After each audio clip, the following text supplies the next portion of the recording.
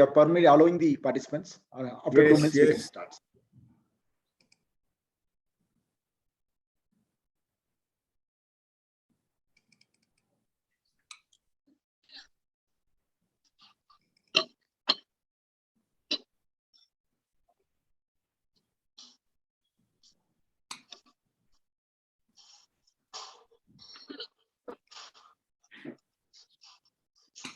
Once you have 100, we can start.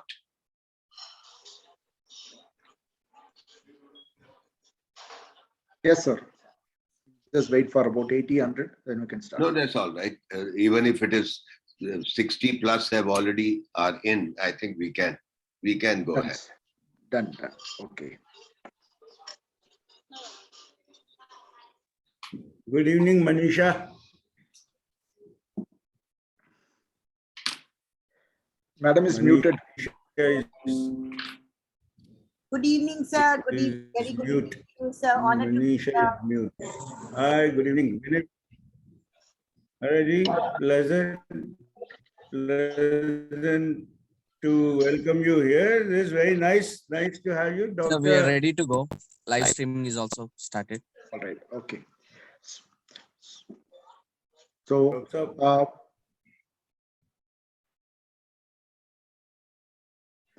So, good evening, all the senior consultants, students, DM students.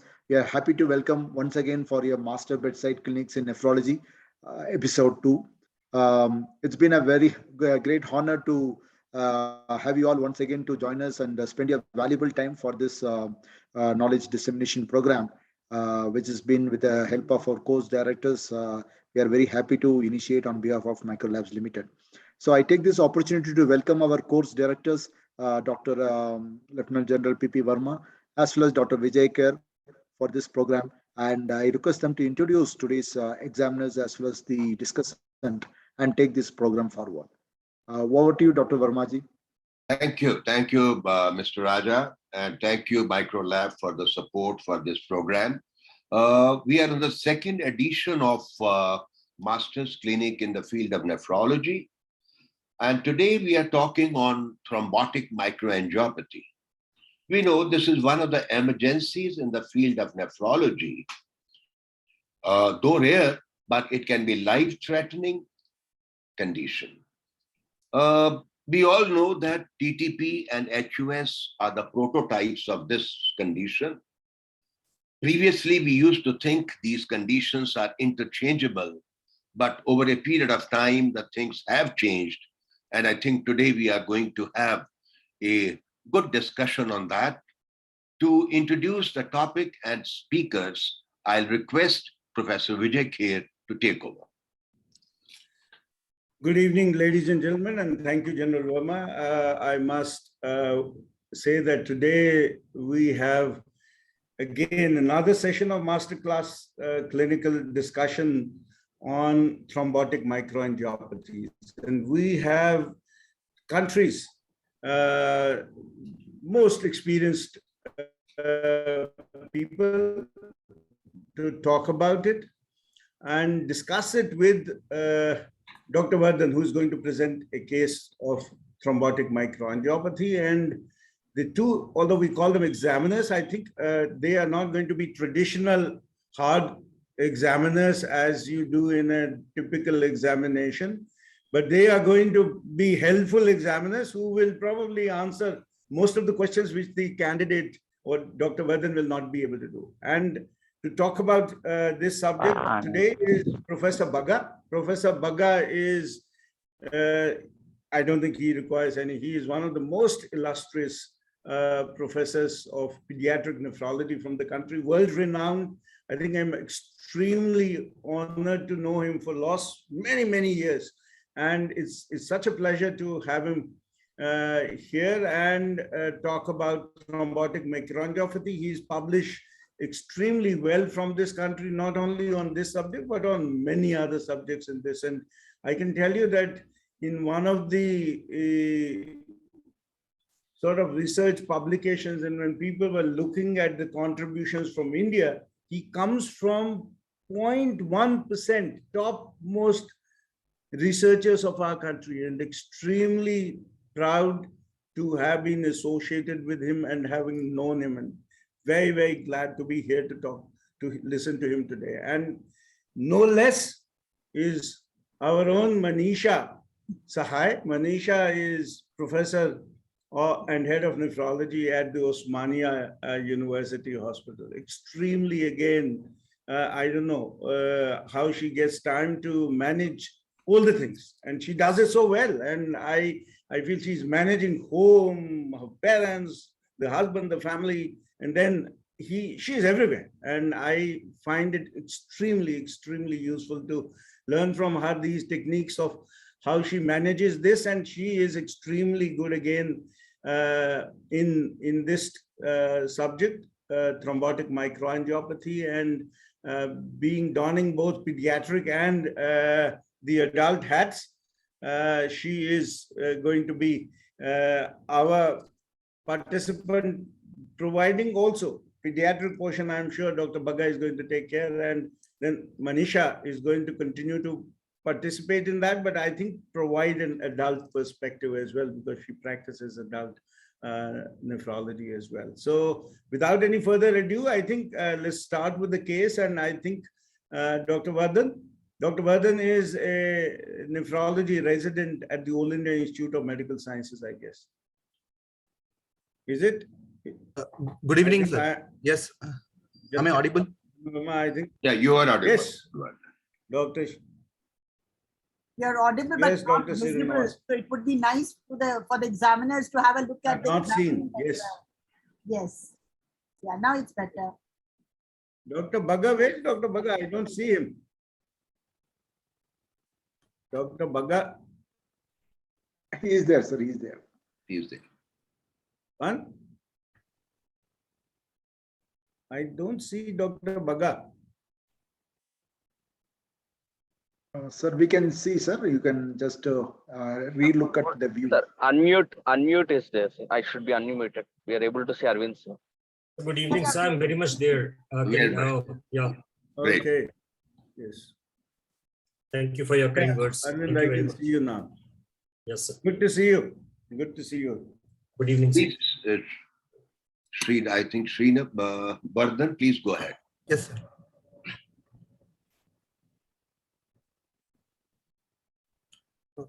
Good evening, everyone. Respected faculties and professors here. I would first of all like to thank the Microlabs team and my mentor, Professor Arvind Bagga, for giving me an opportunity to present the case in the such a national forum. Can you go to slideshow, Varadan? Yeah. So I would be presenting an interesting case on thrombotic microangiopathy. As the initial presentation dates back to May 2014, I would like to start the history from May 2014. We have Master T, who is a 6-year-old boy who presented with a fever for 3 days, which was 2 weeks back to the presentation. A low-grade fever, which was intermittent, however, was not associated with chills and rigor. He also had a history of vomiting, around 1 to 2 episodes, which contained undigested food particles for the past 4 days. And associated with this, he also had pallor and cola-colored urine and decreased urine output for the past 4 days. However, there was no history of pedal edema, facial puffiness, or anuria. There was no history of yellowish discoloration of eyes, erythematous rash, or petechiae. No history of any photosensitivity, and there was no history of any joint pains or oral ulcers. There was no history of loose stools, blood in stools, or pain in abdomen. There was no history of cough or hemoptysis, and there was no history of any abnormal body movements or any altered sensorium and blurring of vision. So coming to the examination, anthropometry wise, his height and weight were normal for his age, according to the Indian Academy of Pediatric standards. And vitals, he had a stage 1 hypertension. And on general examination, he had severe pallor and periorbital puffiness. However, there was no pitting pedal edema, no icterus, no lymphadenopathy, and petechiae. In view of hypertension, a fundus examination was also performed, which didn't reveal any evidence of hypertensive changes. On systemic examination, his cardiovascular system was normal, and there was no organomegaly or no ascites. And in neurological system, his mental function was intact, and there were no any focal deficits. So summarizing the history and examination, we have a 6-year-old boy who presented with an acute febrile illness associated with oliguria and severe pallor. On examination, he had periorbital puffiness and stage 1 hypertension. With this, the initial possibilities considered were infection associated with AKI. The common infections which can be associated with AKI include malaria, especially severe malaria, which can also present with severe pallor. However, for severe malaria, there were no other end organ involvement in the form of the sensorium was intact, and there was no any specific neurological manifestations. Dengue can also present with acute kidney injury. However, severe pallor, child presenting with severe pallor is little odd for dengue-like presentation in a child who is having hypertension rather hypotension. And leptospira and scrub typhus can also present with acute kidney injury. However, severe pallor is again contradictory to the diagnosis. The possibility that is well fitting into the diagnosis would be hemolytic uremic syndrome, as there is severe pallor and there is evidence of periorbital puffiness and oliguria suggesting an acute kidney injury. Other possibilities would be acute nephritic syndrome with a possibility of infection-related glomerulonephritis, as there was a preceding prodromal history of fever, which would have triggered glomerulonephritis-like presentation in the form of acute kidney injury and cola-colored urine. And systemic illnesses like lupus nephritis can also have a similar presentation in the form of fever, and pallor could be due to manifestation of the lupus, and they can also present with a nephritic-like presentation. A feature which would not initially be manifested would be an intravascular hemolysis, which would have been triggered by a fever-like illness, and then due to excessive intravascular hemolysis, there would be cola-colored urine, and the child would have severe pallor. Later, because of the bile cast nephropathy, they can result in acute kidney injury. However, the absence of icterus would be an oddity for this diagnosis. So can you stop here? Can you stop here, Shrinivasa? Manisha, do you have any questions here? Yeah, so going back to the history slide, what about history of drugs? You have not included that, drug history?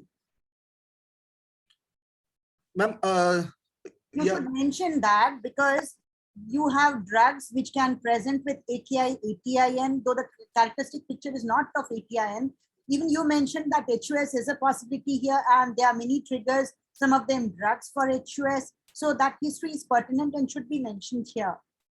Okay, ma'am. Ma'am, for the history of drugs, ma'am, drug intake which can resulting in pallor and cola-colored urine would be a little odd, and the child was primorbidly normal, and there was no any specific medications he was ongoing. Yeah, but I think the question is valid. Yeah, the question is valid. Yeah, that. No, yeah, it's good to mention. Yeah, also they may be triggered by drugs. You have put that as a possibility.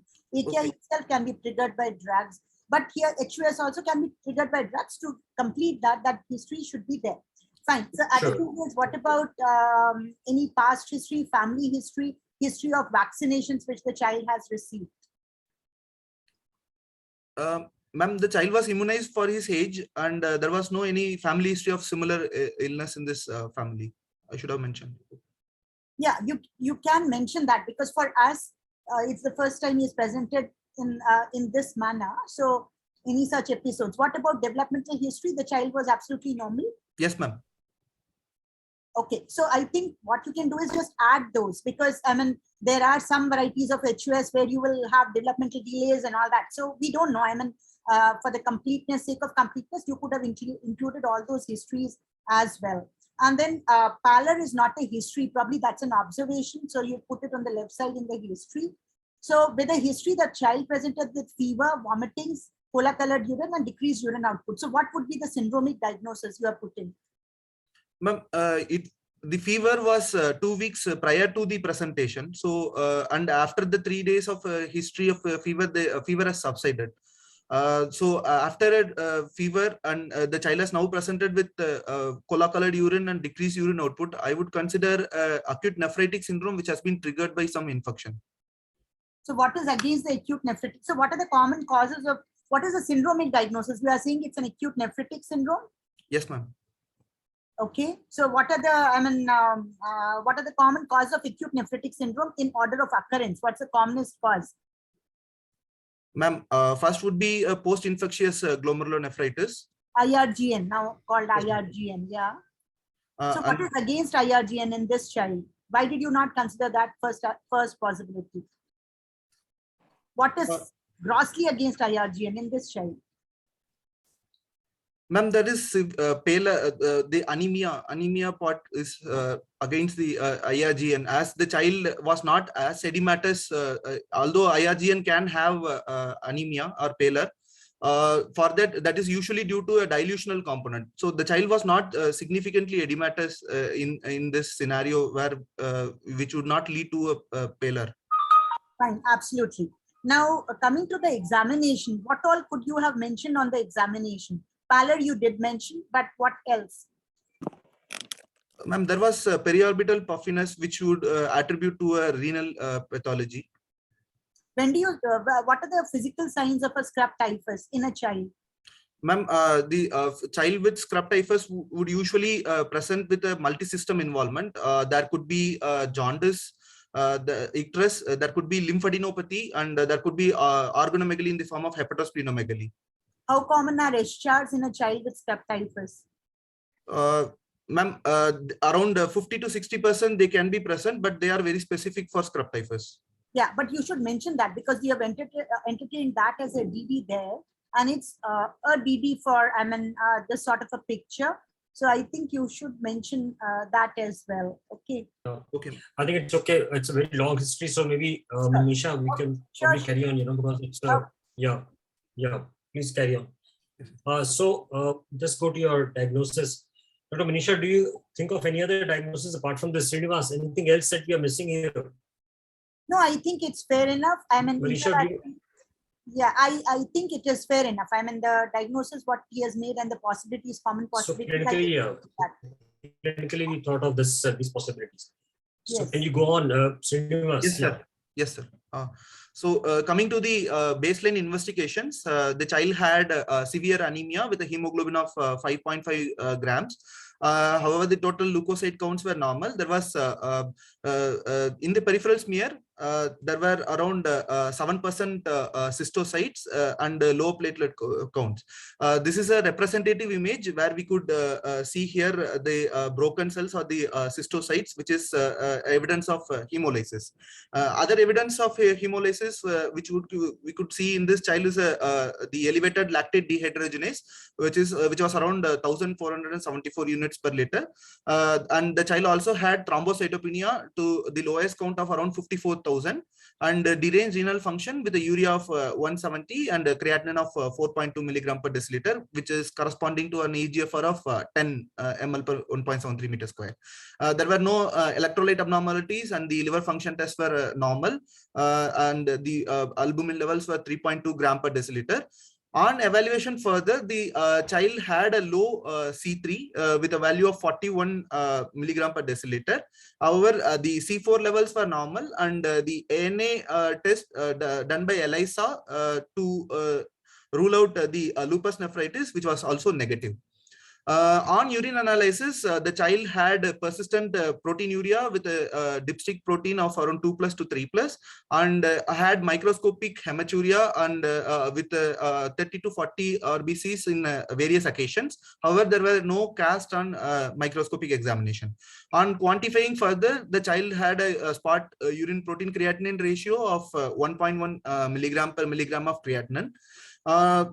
Going further for the evaluation on the basis of the etiological causes, his dengue NS1 and IgM were negative.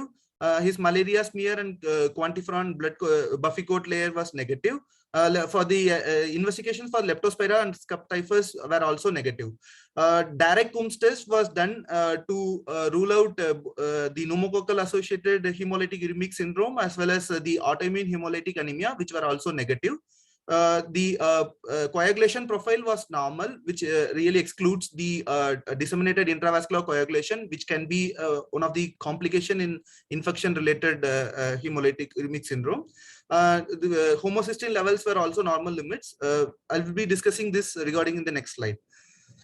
So, summarizing. Can you just go back? Yes, sir. Dr. Manisha, do you have any comments on any things that you think that were important that are missing here? Yeah, so actually he's worked it up quite nicely, but I would like to know, I mean, if suppose schistocytes were not there, would you still entertain HUS? Ma'am, there is elevated lactate dehydrogenase, which could be an evidence of hemolysis. However, in context of the infections like dengue, malaria, and scrub typhus, it can be falsely elevated. So what we routinely do is when there is a doubtful evidence of cystocytes in the peripheral smear, we would perform haptoglobin level, which would be a surrogate marker for hemolysis. However, as we had cystocytes, we have not performed initially in this child.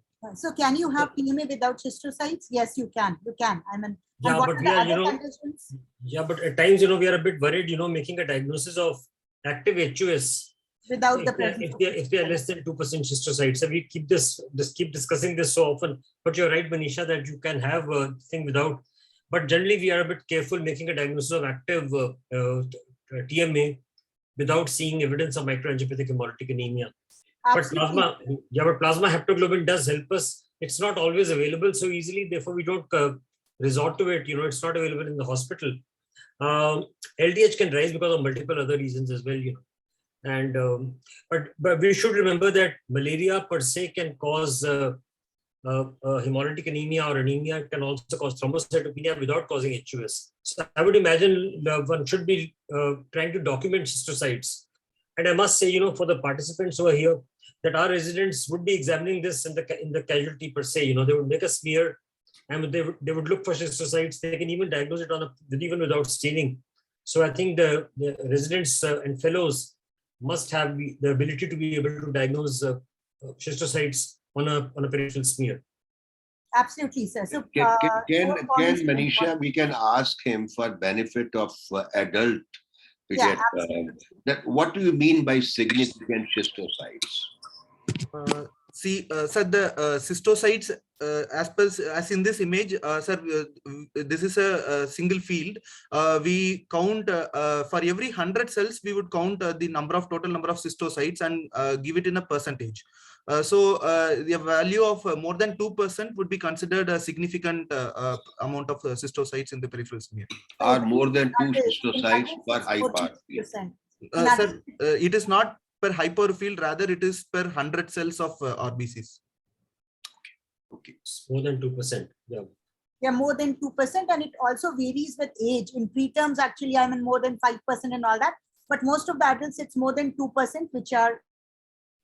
So that point is well taken, which Dr. Bagga made, that it's better to examine the peripheral smear ourselves. In many of the adult cases of TMA, schistocytes are not there. The second important point is, if there is no thrombocytopenia and no schistocytes, we just don't rule out TMA. I mean, we have to keep TMA in mind as well, even in those conditions. So there are other conditions where schistocytes may be present. So Dr. Shrinivasa, can you highlight some other conditions where you can have schistocytes? Ma'am, any condition which can cause intravascular hemolysis, like disseminated intravascular coagulation, can result having cystocytes, and the evidence of the thrombocytopenic purpura, that can also have the presence of cystocytes. And other thing is, I mean, it's always better schistocytes. You have to look at the sample quickly. I mean, we shouldn't delay the analysis of the sample for more than 4 hours, because again, I mean, you won't be able to find the schistocytes. So it's important that it should be prepared and examined immediately. So those are the practical points which I would like to just add And on. always examine before giving blood, never not care, because you can't give blood and then try to examine. Absolutely. So one of the first tests that you would be doing in this patient in the emergency would be to make a good peripheral smear. It also gives you an estimate of the platelet count in many ways. You can also have a stained well. Absolutely, sir. Yes, thank you. Yeah, you can proceed, I guess. Yes, ma'am. So summarizing now with the investigations, we have a 6-year-old boy who presented with an acute febrile illness and severe pallor with evidence of hemolytic anemia and thrombocytopenia. On examination, having stage 1 hypertension with acute kidney injury stage 3 and low C3 levels. So now syndromic diagnosis of thrombotic microangiopathy has been made. I would like to go with a systematic approach. So any child who presents with an triad of anemia with a hemoglobin of less than 10 gram per deciliter with the evidence of active hemolysis and thrombocytopenia with acute kidney injury, the initial steps would be to rule out the mimickers of HUS in terms of sepsis, DIC, as we have already discussed, and other infections which can mimic as well as trigger the hemolytic uremic syndrome like malaria and dengue. Also, although it is not a very common condition in pediatric age group, considering thrombocytopenic purpura is also necessary. However, the analysis for ADAM-TS13 activity is not easily available. Storing the samples in a citrated plasma would be helpful in case later we consider that the possibility of HUS is not very significant.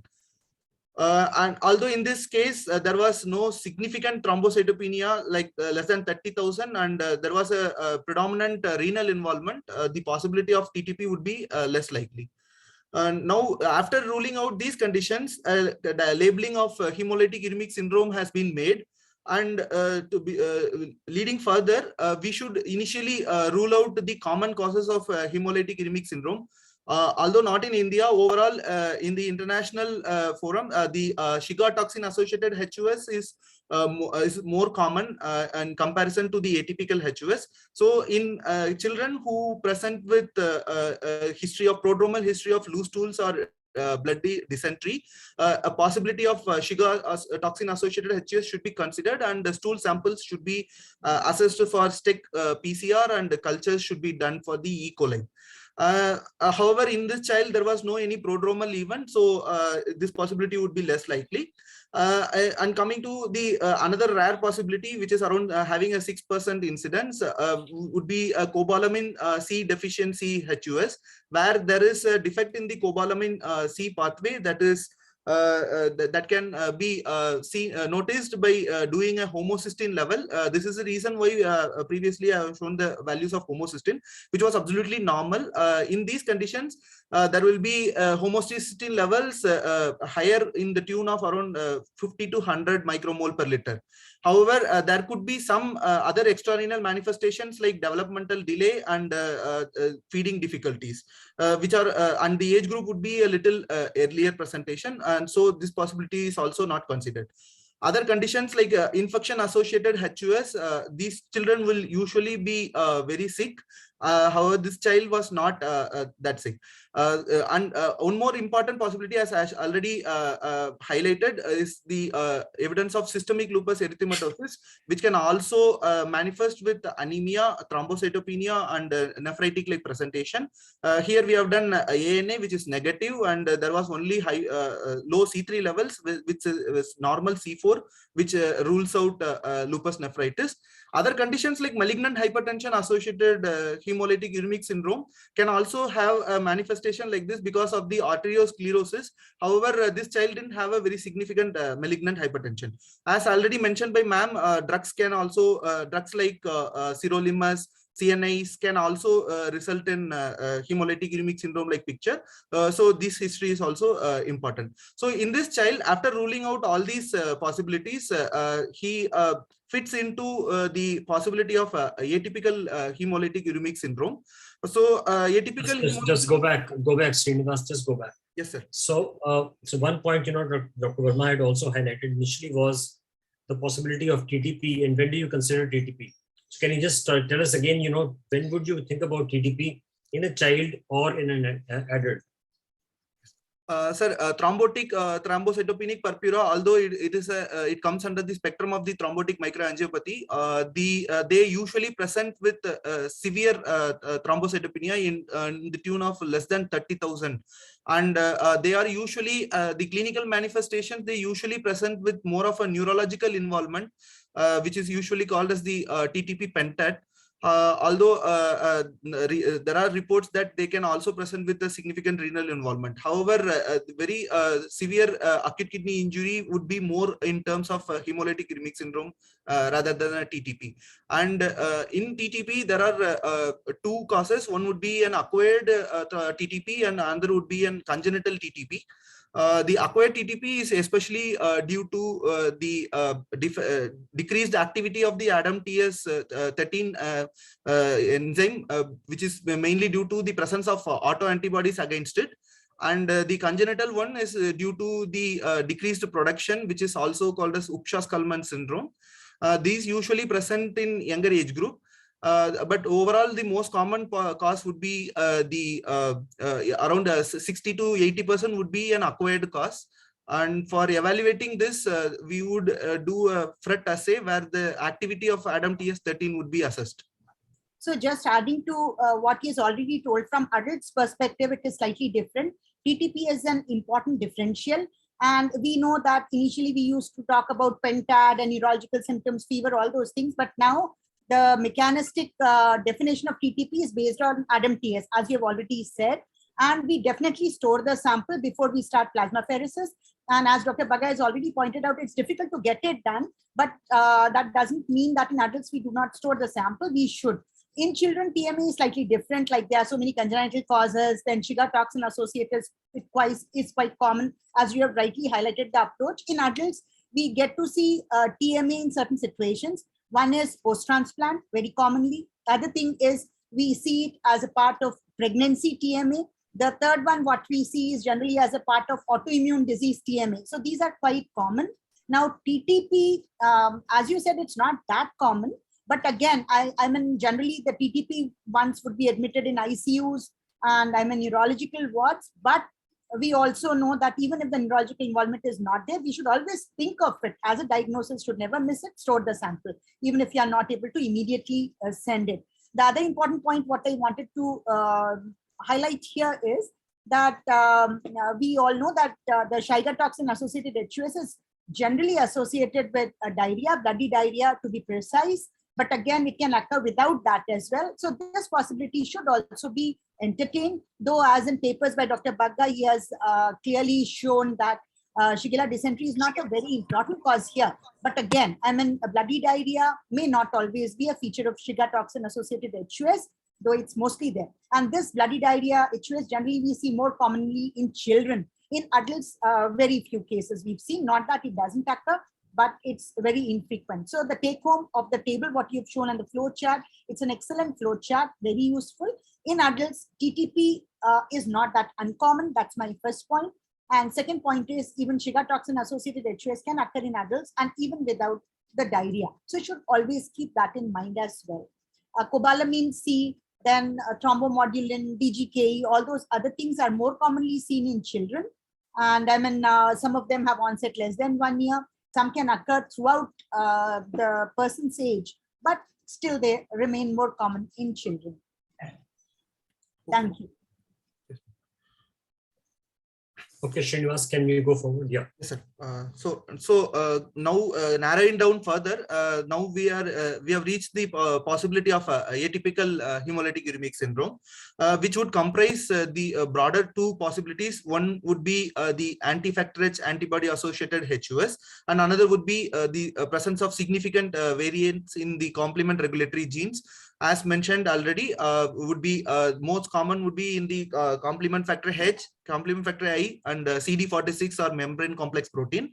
and the upregulation of C3 or complement factor B. And as already ma'am has mentioned, there are other non-complement mutations that can result in especially in DGK epsilon mutation and also in thrombomodulin gene. So considering this possibility, we further performed the anti-factor H antibody assay by the in-house ELISA, and it was noted to be very high against the arbitrary cutoff of 150 arbitrary units per ml, and the CD46 expression performed in this child was absolutely normal. There is no significant role of performing the levels of complement factor H, complement factor I, as they can be normal, although some of the functional defects can result in HUS. So these are routinely not performed. With this, we labeled the diagnosis of anti-factor H antibody associated HUS in this child. So here, I would just like to ask, I mean, generally in the adult guidelines and Western guidelines, even if anti-factor H antibody is positive, they advise that it's better we rule out the other complement defects as well. And in your guideline, in the pediatric guideline in 2019, you have written that it's not very common. And if you get that anti-factor H antibody titers high, you can go ahead with this diagnosis, and at later point of time, if the patient is not responding, you can look at other genes. So what would you suggest the adult nephrologist to do? So we are as of now looking at the whole gamut of the thing, anti-factor H antibody plus all the other genes as well. So what I think just wait for about 10 more slides. We will address this specific question. I think it's a very important question, that do patients with anti-factor H autoantibody need a more comprehensive genetic screen or no? And we'll try to answer that, to your satisfaction. But clearly, there is no role for doing factor H or factor I levels. CD46 should be done in any tertiary care hospital, can be done easily using flow cytometry. So this is something that's easy enough to do. So we normally don't measure CFH, factor H or factor I levels. When we did it, it never helped us make a diagnosis. So we would kind of rely on these and obviously C3 levels as well. Can you carry on? Yes, sir. So once we have we had the label of hemolytic uremic syndrome, we started the standard protocol of plasma exchanges. He received 7 daily plasma exchanges till he achieved the hematological remission. Hematological remission is defined as the absence of hemolytic activity in terms of cystocytes less than 2% and the LDH with a cutoff less than the upper limit of normal, and also platelet count more than 1 lakh for 3 consecutive sessions. Followed by that, he was continued on gradual tapering of plasma exchanges, and totally he has received 20 plasma exchanges. And for his acute kidney injury, he required initiation of hemodialysis, and he has underwent almost 32 sessions, following which he was made off dialysis, and his renal function started improving. Once his diagnosis was made as anti-factor H antibody associated HUS, he was started on immunosuppression with oral steroids initially, and he has also received 5 IV cyclophosphamide monthly pulses. Followed by that, he was continued on maintenance immunosuppression with mycophenolate mofetil, and the oral steroids were gradually tapered. For his hypertension, he initially required around 4 antihypertensive agents, and on follow-up, his anti-factor H titers were gradually were frequently monitored, and we could see here the anti-factor H levels were always below 150 arbitrary units per ml. We usually follow and frequently monitor the anti-factor H titers, as the higher titers during follow-up can predict have an increased risk of relapse. And here we could see that his renal functions have also gradually improved. However, there was proteinuria persisting. His hypertension also was gradually controlled and was tapered down to 2 antihypertensive agents. He was followed up till 2017, and later, as the child was fine for the parents, they lost to follow up to us. So summarizing the treatment protocol for atypical hemolytic uremic syndrome. Once a label of atypical hemolytic uremic syndrome is made, the child should be initiated on daily plasma exchanges within 24 hours of the diagnosis. And all children who have been labeled as atypical HUS has to be screened for the anti-factor H antibody levels. If the anti-factor H antibody levels are more than the upper limit of the cutoff, then the child should be continued on plasma exchanges for 5 to 7 days till the hematological remission. And in the era of eculizumab, however, although in developing countries the availability of eculizumab is still very difficult, this eculizumab is still reserved only in conditions where we have complications with plasma exchange, or the child is having a refractory illness with plasma exchange, or additionally there is some complement effect. So along with this plasma exchange, we would also start immunosuppression with oral steroids. And once the child achieves a hematological remission, they will also be started on induction with cyclophosphamide pulses at 500 mg per meter square for every monthly dose at around 5 doses.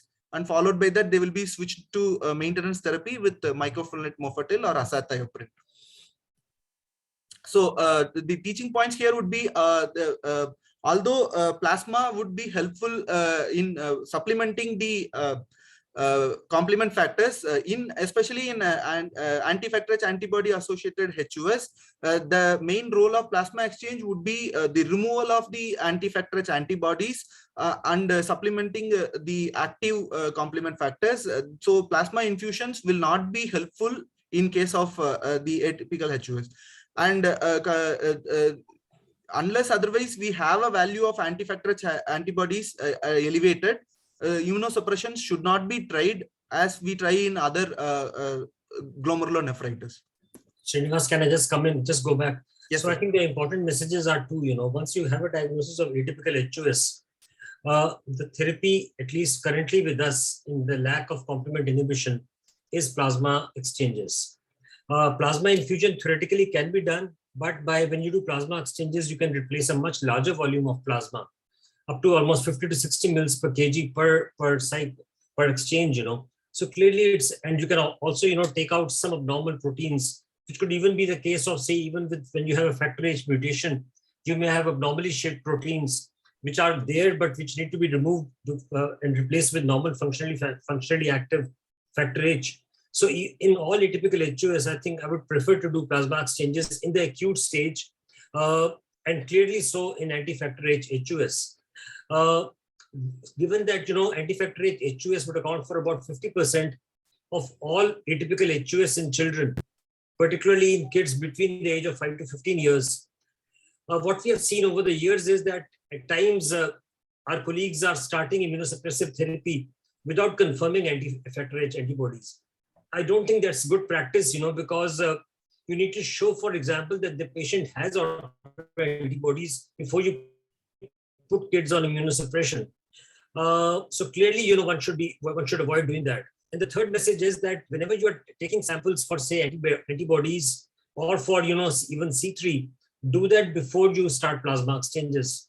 At times, kids are sent to us who have received multiple plexes or multiple infusions, and now you're asked to do anti-factor H antibody. The levels are not going to be that good, so do take samples prior to beginning plasma exchanges. Manisha. Yeah, so adding to what Dr. Bagga already raised those important points, we have already discussed when to suspect. When you have the RPRF or AKI picture with severe anemia, schistocytes plus minus thrombocytopenia, and the immediate message is collect the sample and start plasma exchange. Now, Shrinivasa, I would like to ask you, what are the situations where you won't prefer doing a plasma exchange in a case of HUS? Ma'am, in children who we have labeled as atypical hemolytic uremic syndrome, we would first proceed with plasma exchange. However, in conditions especially like cobalamin deficient hemolytic uremic syndrome, once we have a genetic diagnosis of CD46 associated hemolytic uremic syndrome, and in conditions like diacyl glycerol epsilon DGKE epsilon mutation, here there will be no significant role of plasma exchanges rather. Okay. And any other condition? I mean, like frequently we read about pneumococcal HUS. I mean, what is your take on that? What is the current opinion on that? Yes, ma'am. In also in pneumococcal associated HUS, we would not perform plasma exchanges as they are not significantly beneficial. Rather, we can use washed RBCs as the pathogenesis is based on the exposure of the antigen, surface antigen in the RBCs. So generally in adults, what is the differences? Mostly we end up using plasma exchange because the conditions where we don't do plasma exchange are not very common in adults. But anyhow, I mean, we should be mindful of those conditions, especially the CD46, because that is seen in adults as well. Others are also seen. Now, regarding the prevalence of anti-factor H, 50% in children, that is a little bit less common in adults to the tune of around say 20 to 30%, but it's also quite common in our country. The other question I would like to ask you at this point is the role of renal biopsy. I mean, many of our other postgraduates and fellows would like to know, when would you do a renal biopsy? I mean, do you think it's important for diagnosis, or the diagnosis can be made without the biopsy? And what are the specific indications when you would do a biopsy? Ma'am, renal biopsy is not required for making the diagnosis of hemolytic uremic syndrome.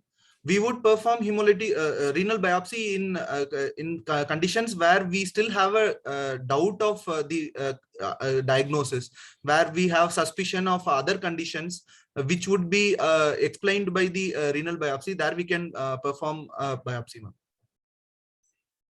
Okay. So biopsy is not indicated in most patients. It's only, once you're not clear about the diagnosis, for example, if you're not sure about HUS, then maybe perhaps there, or, for prognostic reasons, if the child is not getting better and you really need to be sure at the end of say a month or say 6 weeks, whether there's cortical necrosis or something of that sort, perhaps you biopsy. But for management of HUS, you don't require a biopsy. Clearly yes, not. Neither for management nor for diagnosis. So the carry-home message is high index of suspicion for TMA and HUS. That's important. We often miss it. And sometimes we do a biopsy for RPRF and then the biopsy shows TMA. That means we fail to pick it up. Yeah. Absolutely. Yeah.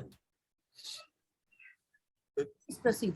Can I move on? Yes, ma'am. So this child again presented in June 2021 at 14 years of age with history of fever and facial puffiness and paleness of the body. Along with this, there was a history of COVID-19 illness. As we all know, during this period, there was a active surge in the COVID-19 cases. He had a history of COVID-19 illness in his father. However, there was no history of any decreased urine output or hematuria, no history of cough, coryza, difficulty in breathing in this child, and there was no history of any pain abdomen, rash, or petechiae. His anthropometry was normal and he had persistent stage 1 hypertension. And on examination, he had paler and periorbital puffiness. However, there was no significant pitting pedal edema and yellowish discoloration. The fundus examination this time showed grade 2 hypertensive retinopathy changes. And in systemic examination, his cardiovascular system, there was the heart sounds were normal. There was no murmur or gallop. However, the apical impulse was felt in the 6th intercostal space, lateral to the midclavicular line, suggesting the cardiomegaly. Other system examination were within normal limits. Summarizing this again, we have a 14-year-old boy who's a case of anti-factor antibody associated HUS, presenting now with an acute febrile illness, paleness of body, and acute kidney injury with stage 1 hypertension and periorbital puffiness. So he was considered to have a relapse with a known case of anti-factor antibody associated HUS, now presenting again with the similar complaints. Hence, he was considered to have a relapse of the hemolytic uremic syndrome. And for this relapse, trigger would be probably the COVID-19 illness, as in pediatric age group, especially most children presented with without symptoms of COVID-19, however, had manifestations which are and had an activity, disease activity, which was triggered by such an illness. At the same time, during this presentation, we had similar presentation in two other children who also, among which one child was having similar kind of presentation who had an onset of disease in 2014, was labeled as anti-factor HUS, and also had presented with relapse with a family history positive for COVID-19 illness. So this made us consider that COVID-19 would have been a trigger for this relapse. To just summarize a single further point, although relapses are more common in anti-factor antibody associated HUS, most of the relapses usually occur in the initial 12 to 18 months. Here we could see this is a graph of around 436 patients. It is a nationwide database where here we could see that the initial relapses were predominantly seen till the age of 2 years from the onset of the illness. These are the two children who presented very late, which would be very odd for anti-factor antibody associated HUS to happen. So we further evaluated him. Shrinivasa, can you go back? Yes, sir. So the message here was that, that relapses after about 2 years are uncommon. The overall likelihood of relapse in anti-factor HUS is more like 20%. And the risk is highest in the first 2 years. And that's the reason, there were some questions on how long do you give therapy. And that's the reason, why we often use immunosuppressive therapy for 2 years, because the risk of relapse falls. And these patients, that we saw currently, they clearly were after a very long window, which is a bit odd, Shrinivasa, can I ask you, which of the genetic causes that you mentioned show the highest risk of relapses? Sir, CD46, the membrane complex protein and the complement factor H associated hemolytic uremic syndrome, sir, these two can have highest risk of relapses. And CFH mutations normally present early enough. They can also present late, but CD46, as Manisha also said, can present later. And very often, it's an important differential in older children as well as in adults. And CD46 can typically have many relapses. But fortunately, despite relapses, they don't go into ESRD or ESKD as often. But Manisha, do you have any comments on this? Just wanted to know, this relapsing course in this patient, should we suspect that he has other genetic mutations apart from that antibody itself? Because the infection may be a second trigger, the second hit, and already he has some haplotype or some at-risk haplotype. So at this point, should we have done the other genetic tests as well for this patient? Yes, ma'am. We will be discussing in the next. I'm going to come to that. Exactly. I think your question is very valid. And it was at this time, that we did the genetic. So can you carry on? Yeah. Yes, sir. Yes, sir. So the investigation showed hemolytic anemia with thrombocytopenia and deranged renal function. And again, the urine analysis showed nephrotic range proteinuria with microscopic hematuria. And on echocardiography, there was concentric LV left ventricular hypertrophy, which would be due to a consequence of the hypertension. So in this child, as we already know that he's a case of anti-factor associated HUS, and the previous antibody titers were within the normal range. We performed again to confirm the relapse, and the values were again significantly higher, 10 times above the upper normal limits. And in suspicion of the COVID-19 being the trigger for the current relapse, we also performed a COVID-19 antibody, which was also reactive.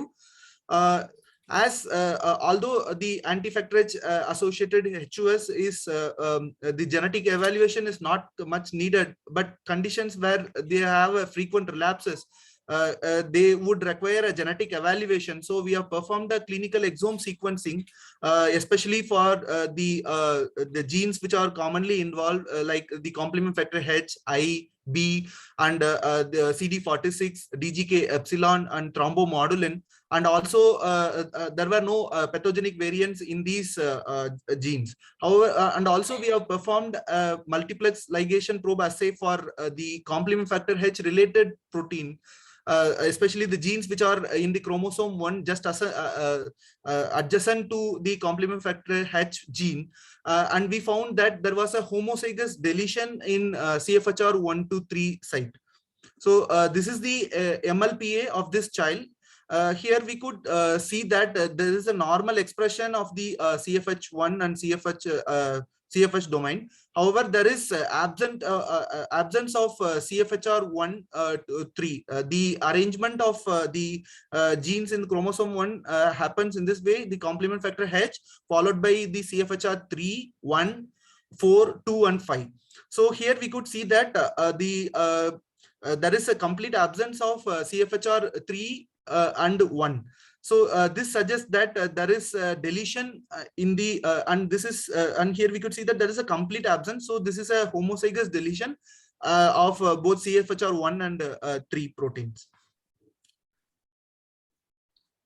So these are the indications where genetic testing, especially in anti-factor H associated HUS, would be considered, which would be younger age of onset at the time of presentation, a relapsing course as in our child, or a family history of similar illness, and illness which is refractory to the plasma exchange therapy, as if there is the child not attaining hematological remission even after around 7 to 10 plasma exchanges.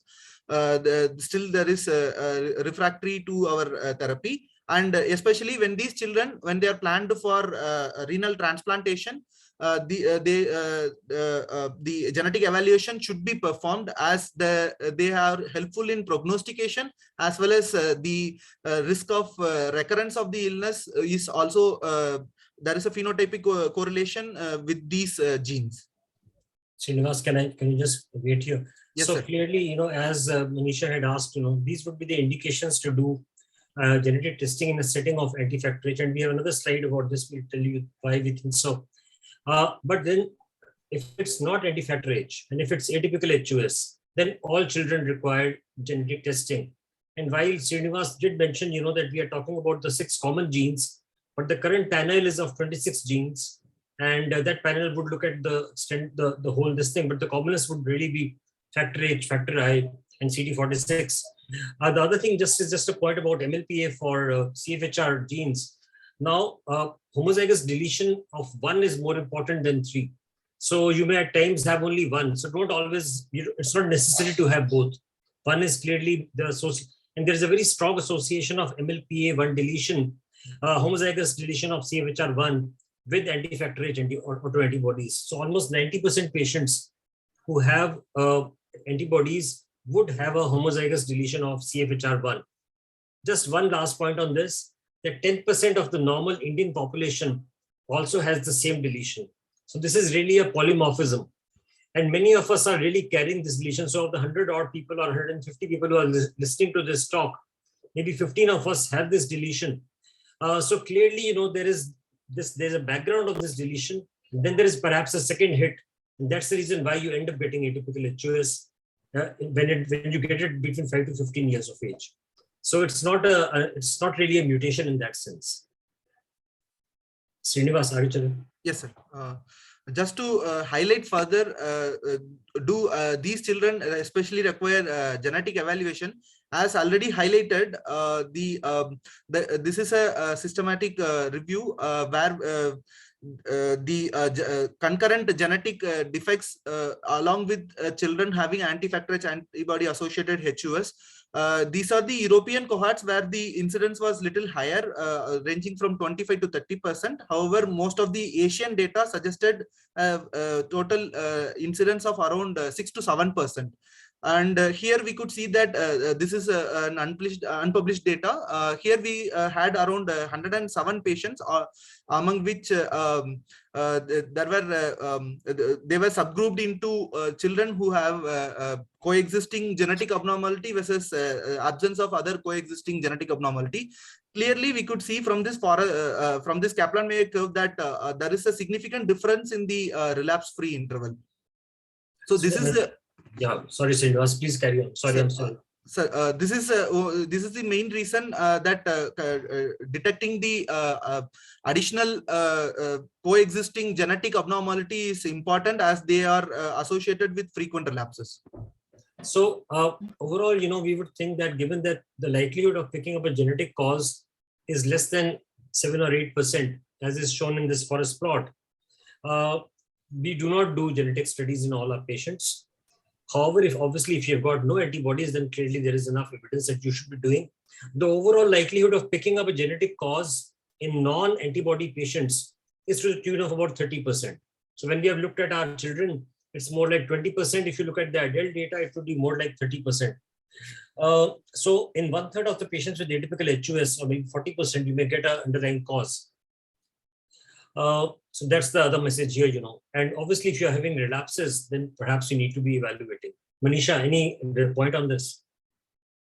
Yeah, so now for the adult fellows on the call, Dr. Bagga has given important messages. For adult nephrologists, what message I would like to convey is, repeatedly I'm telling any RPRF with anemia, please consider the possibility of HUS. The other, I already mentioned the settings where we generally see as adult nephrologists, HUS. And whenever we see this, we rule out the secondary causes, which he has already shown. Important thing is, in pregnancy TMA, I mean, often we do biopsy, post-pregnancy, pregnancy AKI and all that, we get TMA on biopsy. Don't leave it at that. Around 50 to 80% of these have genetic abnormalities. And it's mandatory that we send a complete gene panel, because many of them, in a paper by Dr. Raja from PGI, he has shown that especially pregnancy TMA and cortical necrosis, always be on the lookout for this atypical HUS complement abnormalities. Do them, because many of them end up going in ESRD, need a transplant further, and as shown beautifully in the last slide, that before transplant, it's an indication to do the complete workup.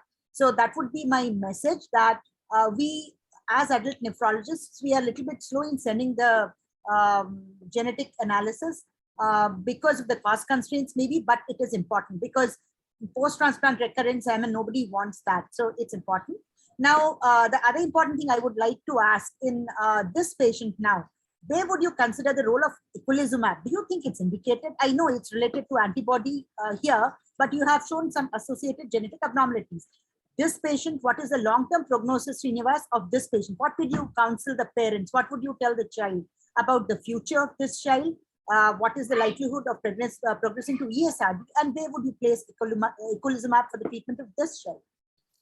Ma'am, after the introduction of eculizumab into the field of hemolytic uremic syndrome, most of the guidelines are switched now back to the use of first-line therapy of eculizumab rather than plasma exchanges. However, in the context of the availability and the cost issues, still in developing countries, the plasma exchanges holds the first-line therapy. And although the eculizumab has been shown to cause remission in around 80 to 85% of patients with hemolytic uremic syndrome, even plasma exchanges along with immunosuppression have also shown to have a similar efficacy in terms of the remission of the disease. And I would counsel these parents that although anti-factor antibody HUS can have relapses, especially in the initial 2 to 3 years, they have to be insisted, especially on the compliance to the immunosuppression. And also, especially one more point to highlight is that when children who have URI-like illness, then they should be having a close watch, especially to investigate further in terms of active hemolysis. And there are certain points like looking for hemoglobinuria with strip monitoring can also be counseled so that we can pick up the relapses a little early that can decrease the morbidity in terms of renal aspect. Although these children, among around 20%, they can further progress to end-stage renal disease. So you think Manisha, yeah, sir, please. So Manisha, if it's an anti-factor H autoantibody disease, exactly, that's what there is still, a dilemma whether even in the Western countries, whether to choose the option of anti-factor H with immunosuppression or eculizumab alone, because eculizumab would block the pathway, but the antibody levels would still stay high. Some of them would, what they would do is that they would block with eculizumab, then they would add immunosuppression. So there is a equipoise, in some ways for anti-factor H disease, but for non-anti-factor H associated HUS, where you do not have antibodies, I think there is unequivocal evidence, that's emerging over the years that the use of complement inhibitors is clearly beneficial. You can't manage factor H mutation or a factor I mutation without complement inhibition. There is also an indication, कुछ सालों के बाद जाके बंद भी कर सकते हैं वहाँ पे. But if you have a factor H or a factor I mutation, the therapy of choice would be complement inhibition if available. If it's not available, one would then rely on plasma exchanges. But knowing, that a proportion of these patients might progress over a period of time. Yes, sir. Yeah. Completely. So carry on. I think. Yeah. So and then that same thing, like in those who have factor H mutations, giving eculizumab, very few, around 15% progress to ESRD. Without that, if you keep on giving plasma exchange, it won't be, that beneficial, and around 60 to 70%, maybe more, will progress to ESRD. So there is unequivocal evidence that we should use. But regarding this patient, as you rightly said, the plasmapheresis has a greater evidence where the antibody is positive. The other question to Shrinivas would be, now this patient, sometimes the antibody may be positive, but there may be no clinical or lab evidence of hemolysis or TME. So would you still consider this patient is having a long relapsing course? So if you and you need to monitor the antibody, you are monitoring the antibody stays high, but the child is absolutely fine. No clinical or lab evidence. What would you do? Will you go for plasmapheresis or not? Ma'am, one of the study from AIIMS have shown that anti-factor H titers more than 1,330 arbitrary units per ml are more chances of having risk of relapses.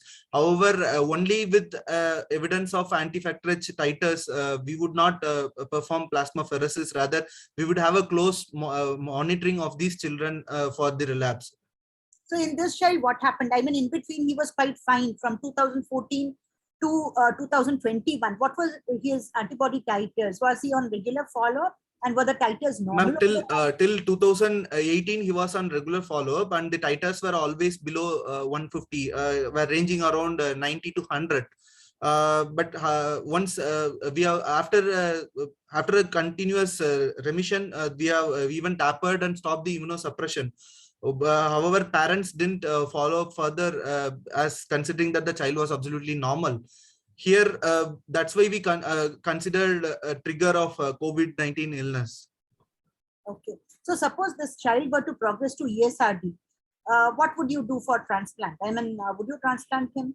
What would be the precautions you will take? This child as of now doesn't need that, but I'm asking because many of the adult cases of TMA, they progress to ESRD, and that's a very common scenario. Many of the transplants we do are for biopsy proven TMAs, because that's sometimes the only point where we catch TMA, because thrombocytopenia is not there, schistocytes are not seen in the smear. So what would you advise, for this child or for adult patient with TMA? Especially for children, here when we are planning for a renal transplant, it would be like any other transplant, but we should monitor the anti-factor antibody titers. So in case if the anti-factor antibody titers are more than 1,000 arbitrary units per ml, then we would consider using the role of plasma exchanges, and just prior to the transplantation, and along with IVIG, and if it is very significantly higher, then maybe there would be a role of rituximab also to decrease the antibody production. Especially, I would like to make a note on the donor evaluation, where the genetic analysis should also be performed in the donor, as Sarah rightly previously pointed. There is a role of homozygous deletion in the CFHR proteins, which can be one of the cause for the production of anti-FH antibodies. Although they are asymptomatic, these should be also kept in mind while doing a transplant. Okay. So the overall risk in anti-factor H, HOS, as far as transplant is concerned, is not too high, but it's obviously linked to the antibody levels. But if you are sending a patient for transplant, obviously do the genetics. Another thing that's come up when we are doing genetics routinely, Manisha and all colleagues, is that we often get a duplication of CFHR1. This is being seen, a lot more in C3G than in HOS. And there is data, that even getting duplication could have an association with the disease per se. And there's always a dilemma, that if you get a duplication, should one transplant or not in the absence of eculizumab? The overall experience that I have, that I know, we don't have too much experience, but I'm sure Medanta has experience on this. And we are often told, that it doesn't really affect the long-term course post-transplant. But duplication also should be looked at, duplication of the same area that we were talking about, the CFHR1-3. In patients who do not have antibodies, I think there the risk is clearly high. So if you've got a factor H mutation or a factor I mutation that caused ESRD, I think in the current context, you either do a liver kidney or you should have access to eculizumab. Without that, I think it would be perhaps foolhardy to go ahead and do a transplant. In a factor H or a factor I mutation, I would think so, it should either you do a combined liver kidney or you try and get access to these agents, before this is done. So another question is, when we do a pre-transplant workup, doing this genetic analysis only by NGS may not be sufficient, because that's what we generally do. We send off the samples for that. MLP, unless specifically asked for, is not done. And sometimes we burn our fingers with that, copy number variations and all, which are sometimes not picked up, and we have a recurrence post-transplant. So what would your advice, because you have such a vast experience on this. So we would normally advise that one should be doing both. I'm not, Manisha, totally sure, whether duplication does lead to recurrence. Because I said, that whenever, maybe Professor Kher can come in on this later, I think he had to leave, he's probably left. But I think the experience in many adult nephrology units says that perhaps it's not as bad as it seems. But having said that, at times, we do find duplications in patients with HUS as well. And I would be worried, and I would, if I was transplanting somebody with a duplication, I think there should be access to complement inhibition, at least in your system. Because suppose a HUS was to recur, at least you have some action that you can take. The other thing that's important is that I think all tertiary care centers, when they are, or even large nephrology units, should be able to interpret the genetics reports themselves. We are currently leaving it to the laboratories to interpret these reports. And I think most of us need to now kind of learn genetics, especially the younger colleagues, they should be able to interpret what these things mean, what a VGUS means, what a LP means, and so on. So I think, again, that's something that we all have to learn with the passage of time. Okay, thank you. Shrinivasa, can you go ahead? Yes, sir. So coming back to the child, for this relapse, he underwent the standard plasma exchanges and required 3 hemodialysis sessions for his acute kidney injury. And this time for his hypertension, he really required 5 antihypertensive agents. However, during the follow-up, he was gradually tapered to 2 antihypertensive agents. As already he has received cyclophosphamide. He was his oral steroids were restarted, and along with mycophenolate mofetil. However, there was a history of issue in the compliance in oral intake of mycophenolate mofetil. And in March 2022, after 9 months of the initial first relapse, he again presented at 15 years of age in March 2022 with facial puffiness, and there was history of poor compliance to mycophenolate mofetil. However, there was no history of any decreased urine output or hematuria. On examination, he had pallor and periorbital puffiness, and with stage 1 hypertension, and other systemic examination were within normal limits. On further investigations, again revealed microangiopathic hemolytic anemia with thrombocytopenia and deranged renal function. Hence, he was labeled as second relapse, and the anti-factor H antibody titers performed were again up to the mark of 2,500 arbitrary units per ml. So this time, during this relapse, he has underwent standard plasma exchanges, and was the compliance was counseled and was ensured with the parents. And currently, he is on oral steroids and mycophenolate mofetil for the same. So, Shrinivasa, as Dr. Manisha said, what would you counsel the parents about, on the previous slide? Yeah. So what's your long-term counseling to the parents? Sir, first thing would be informing them that the frequency increasing in the number of relapses will increase the morbidity in terms of progression to renal failure. And so that I would first counsel them to improve the compliance and explaining them the importance of the immunosuppression. Second point would be that similarly in this child, we have picked up earlier that the child, we should always keep a watch on children who had small URIs also, as these infections can trigger a relapse in especially in this condition. So children who are having fever or URI should be closely monitored for the relapse, and hydration should be ensured in these children. Recently there was a paper which has been published in Journal of Nephrology, where they have even used urinary dipstick to pick up hemoglobinuria, which was also used as a surrogate marker in picking up the relapses earlier. Early relapses. Okay, can you just go to the last slide? Yes, sir. So this is really a summary slide, of what he has discussed, and some points, I think overall we need to have better facilities for sugar toxin assays. Manisha pointed that out, because we don't know about the magnitude of really sugar toxin disease. Worldwide, this is an important cause. We don't seem to pick it up. And obviously a AIIMS assay is clearly important. We need to be having AIIMS activity assays. Currently, I don't think there are too many centers across the country that are doing it. And the sample has to be transported fresh, collect in sodium citrate and frozen and then transported. So we need, because without this, you really can't diagnose TTP. Shrinivasa has mentioned that antifactorious disease is the leading cause of atypical HUS in our children. And clearly, we have tried to emphasize that patients who do not show antibodies need a more comprehensive evaluation. Adults, because they are usually not going to have autoantibodies, also require a comprehensive evaluation.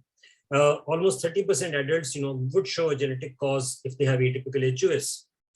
In our country, we probably still have eculizumab. We still have plasma exchanges as the main therapy, But I think in the next 2 or 3 years, you're likely to see complement inhibitors coming into our country. There are trials that are beginning on crovalimab and other drugs, and I think some of the major adult centers are already getting involved in these trials. So it's possible that you may be able to have access to complement inhibition. I'll stop here now, sir, and Dr. Varma. I think all of you will agree, a large crowd of almost 150 students, that this is a masterly class. I think you have heard the discussion on a difficult topic made very easy by the masters. I compliment not only Professor Bagga, Professor Manisha Sahay, even the student who was presenting, Dr. Shrinivasa. I compliment you. You did very well. You presented the case very well. Just 1 or 2 questions. What do you think about the maintenance immunosuppression in this person? Now he has had 3 relapses. He had with COVID, he had with second time also. You are giving him MMF. For how long you wish to continue MMF? Maybe for 2-3 years? Or you want to change it to azathioprine? What is that? So, yeah, mostly, we have worked with MMF. I think this COVID was we did see about 5 patients due to COVID last year. But without that, kids were not relapsing after 2 years. But I agree, we have had children who have had relapses even without COVID. It is a small group of patients. So number one, we do genetics. We have at times used even rituximab, sir, that after if MMF is not, we have tried at times use rituximab. In a child, we even tried using bortezomib, but I think that was a wrong decision. But we have given rituximab at times in 1 or 2 patients. So there are some kids who tend to relapse. And Manisha did have a question, that there are some patients who, despite being in remission, show very high levels of antibodies. Our current practice is not to overtreat them. We just monitor them carefully. And the only thing that we counsel the parents is that when they get a URI or they get any infection, because that's going to trigger the innate immunity, we would then, monitor them more closely. One can easily use as a thiopurine also, so one can use it for I think, but 2-year therapy is more than enough. I don't think we need to give longer. Hopefully should be okay after this. Very nice. Yeah, I'll go to one more problem which adults usually face. That is the drug-induced, the tacrolimus-induced HUS in our transplant patients. Logically, you try to shift from tacrolimus to cyclosporin, or you need to stop sometime. What else you can do in these patients? Manisha, do you have an answer? Dr. P.P. Varma already has the answer. And I mean, generally what happens is, like, even if we shift to cyclosporin, that also has the same problem. Even sirolimus also, you have reports of sirolimus-induced HUS as well.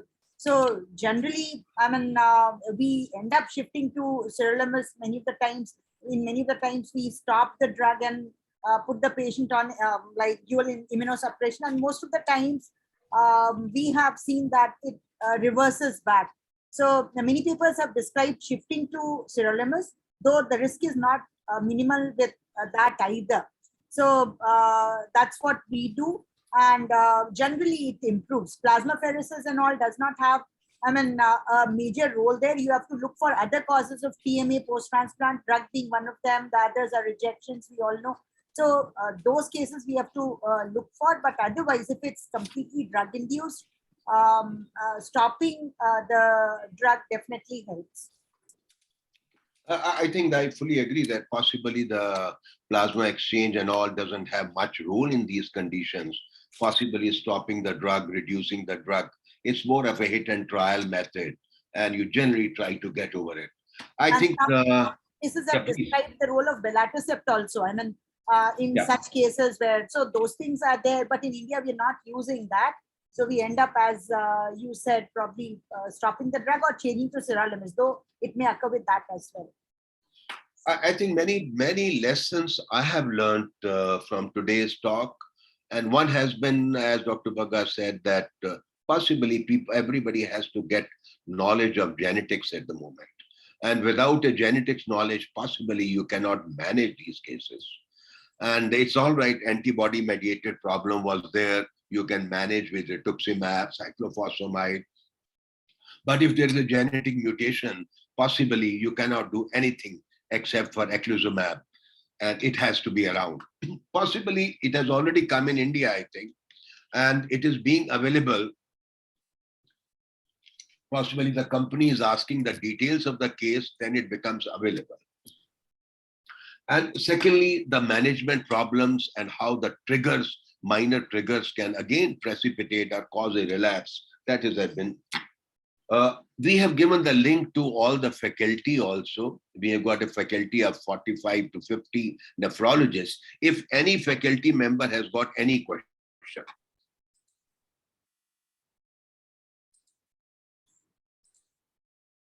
Any question from any faculty?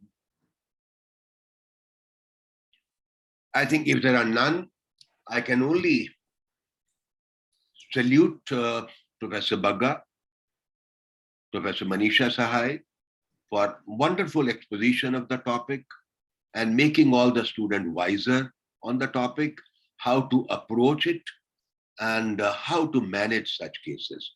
I think the concepts of most of the people are becoming clearer. Thank you very much. And we meet after 2 weeks again. Thank you very much, sir. Thank you, sir.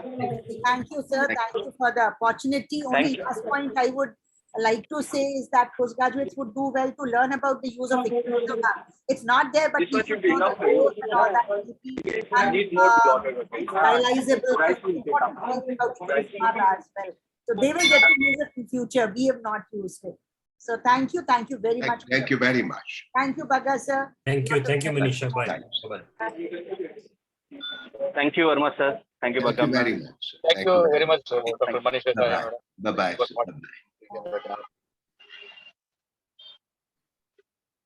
Professor Sakhuja is also sending a message. Thank you, sir. Bye-bye, Manisha. Very, very well covered. Very well covered. I think you have become, you are master of everything now. All Sir, the, no, sir, no, no, there is no doubt, no doubt. start learning, I sir. mean, And you what put me Dr. in the Kher was difficult mentioning Dr. initially. Bagga. Dr. Bagga is an authority on Right, I know. Dr. Raja, Mr. Raja, again, once Thank you, again, sir. thank you very much. Thank you very much, Madam. Dr. And- Manisha ji, thank you very much for sparing your time. Thank you, sir. Thank you, sir. We Thank you, meet sir. after 2 weeks again. Thank you. Yes, sir. Thank you, sir. I'll meet you in Delhi, sir, next week. Thank you, ma'am. Sir, closing the meeting. Yeah. Thanks, Vijay.